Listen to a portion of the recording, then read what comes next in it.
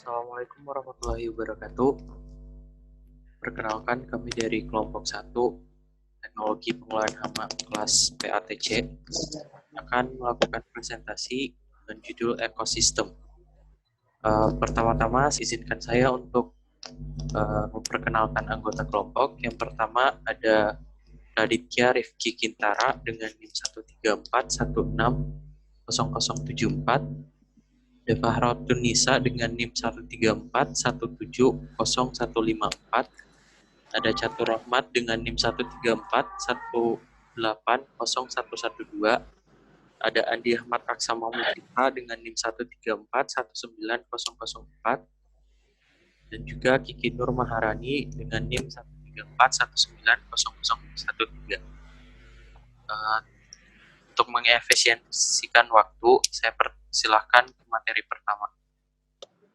Materi pertama merupakan ekosistem. Pengertian ekosistem. Ekosistem hubungan timbal balik komponen biotik dan abiotik yang saling mempengaruhi satu komponen dengan komponen yang lainnya, sehingga ekosistem tidak dapat dipisahkan. Ekosistem tersusun oleh yang dipengaruhi oleh lingkungan fisiknya, dibentuk oleh populasi spesies-spesies yang bersama tempat tertentu. Populasi dapat diartikan sebagai kumpulan individu suatu spesies organisme yang sama hidup dalam suatu komunitas. Populasi dibentuk oleh individu-individu suatu spesies tertentu yang hidup pada tempat dan waktu tertentu.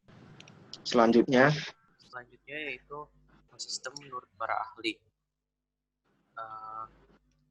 Ekosistem menurut Odun tahun 1971 mengatakan bahwa ekosistem merupakan suatu sistem yang meliputi semua organisme dalam suatu daerah yang bekerja sama dalam lingkungan fisik, sehingga arus energi di dalamnya menyebabkan terjadinya susunan trafik, diversitas biotis, dan daur materi. Sedangkan menurut Tensley 1935, ekosistem adalah hubungan timbal balik antara komponen biotik, yaitu tumbuhan, hewan, manusia, dan mikroba, dengan komponen abiotik, yaitu cahaya, udara, air, dan tanah di alam, yang sebenarnya merupakan hubungan komponen yang membentuk suatu sistem. Jadi ekosistem itu terdiri dari ekosistem darat maupun air, sedangkan ekosistem air terbagi lagi menjadi ekosistem air laut dan ekosistem air tawar. Nah, dalam komponen biotik ini, menurut strukturnya terdapat produsen, konsumen, serta pengurai. Selanjutnya ada suksesi ekologi. Suksesi ekologi adalah konsep yang merujuk pada perubahan-perubahan berangkai dalam struktur dan komposisi suatu komunitas ekologi diramalkan. Suksesi dapat terinisiasi oleh terbentuknya formasi baru suatu habitat yang sebelumnya tidak dihuni oleh makhluk hidup ataupun oleh adanya gangguan terhadap komunitas hayati yang telah ada sebelumnya oleh kebakaran, badai, maupun pembangunan hutan. Jadi seleksi ekologi ini proses perubahan ekosistem yang terjadi dari keadaan yang sederhana menjadi keadaan yang kompleks. Selanjutnya, tahapan suksesi ekologi itu ada yang pertama tahapan berawal dari satu spesies dominan, terus menjadi kolonisasi spesies baru, ekosistem stratifikasi ekosistem cocok untuk spesies baru, lalu dia mengundang spesies baru datang. Perubahan ekosistem yang terjadi secara terus-menerus mengubah struktur ekosistem sederhana menjadi kompleks. Semakin meningkatnya jumlah keanekaragaman komunitas dan membentuk jala makanan yang semakin kompleks dan stabil. Lalu untuk berikutnya ada koevolusi dari tanaman dan herbivora. Pertama, pengertian dari evolusi sendiri adalah perubahan pada sifat-sifat genetis atau sifat-sifat diwariskan pada suatu populasi organisme dari suatu generasi ke generasi berikutnya.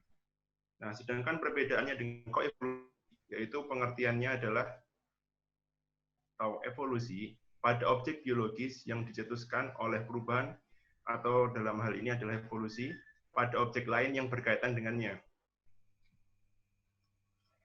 Nah, lalu pada koevolusi tanaman dan herbivora, di sini dijelaskan mempertahankan diri terhadap serangan herbivora, secara evolusioner, tanaman mampu membentuk mekanisme pertahanan dan penyesuaian. Sehingga di sini pengertian koevolusi sendiri, agar lebih jelasnya, perubahan sifat genetik tanaman itu yang terjadi akibat interaksi dengan organisme lain. Dalam hal ini adalah serangan dari herbivora, sehingga tanaman dapat menyesuaikan diri untuk bertahan hidup pada generasi-generasi berikutnya. Hal ini tentunya akan memicu interaksi antara tanaman dan herbivora. Dengan kata lain, karena adanya gangguan pertahanan yang dikeluarkan oleh tanaman, maka herbivora akan membentuk strain baru yang kebal akan racun dan dikeluarkan oleh tanaman. Jadi baik tanaman maupun herbivora, dalam hal ini berarti hamanya, itu mengalami koevolusi. Sehingga bisa dikatakan dua spesies atau lebih dapat memicu adanya evolusi dari spesies-spesies yang melakukan simbiosis tersebut.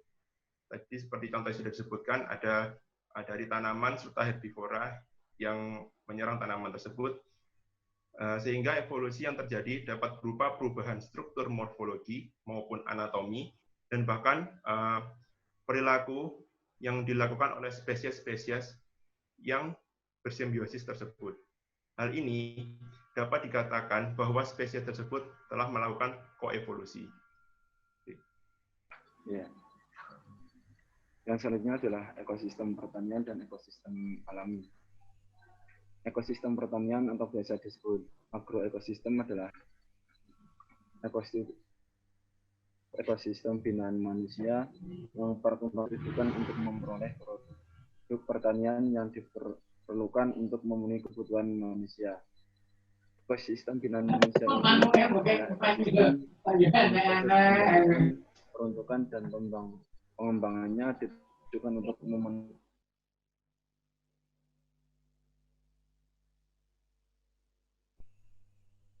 ekosistem alami merupakan ekosistem yang komponen-komponennya lengkap, tidak memerlukan pemeliharaan atau subsidi energi karena dapat memperoleh dan memenuhi sendiri dan selalu dalam keseimbangan.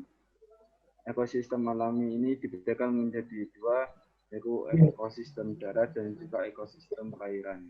Ekosistem pertanian ekosistem tidak memiliki kontinuitas temporal atau tidak stabil. Keberadaannya hanya dalam waktu yang terbatas dan sering mengalami perubahan iklim mikro secara mendadak akibat tindakan manusia seperti pencangkulan, penyangan, pengairan, dan sebagainya. Jadi agroekosistem ini karena tidak alami, jadi tergantung dengan keadaan alam dan juga perlakuan dari manusia tersebut. Agroekosistem pada umumnya tidak memiliki ragam biotik dan genetik yang tinggi sehingga kurang stabil. Telah dibuat untuk memenuhi salah satu jenis tanaman, jadi keragamannya itu sangat sedikit karena dalam satu tanaman kebanyakan paling ada 2 tanaman atau 3, dan nanti di situ ada hama dan juga ada gulma, jadi keberagamannya sangat sedikit, tidak seperti pada ekosistem alami. Yang selanjutnya itu struktur agroekosistem dominasi oleh tanaman itu yang dipilih oleh manusia dan sering merupakan manfaatan ke dalam tanaman yang ada itu sudah ditentukan oleh manusia, bukan manusia yang mengikuti, tapi tanaman yang ada itu mengikuti dari keinginan manusia tersebut. Jadi saat kita menanam padi di dalam lingkungan itu, ekosistemnya hanya tanaman padi, tidak ada tanaman jagung ataupun tanaman yang lain. Terus yang selanjutnya ini umur tanaman yang ada dalam agroekosistem relatif seragam, karena tadi tanaman yang ditanam itu sama, jadi umur tanamannya itu seragam. Selanjutnya terdapat masukan berupa pupuk, pestisida, dan air irigasi, sehingga jaringan tanaman menjadi kaya akan unsur hara dan air. Kelas, sekian dari presentasi dari kelompok kami. Jika teman-teman ada yang ingin ditanyakan, silahkan melakukan pengisian komentar pada kolom di bawah.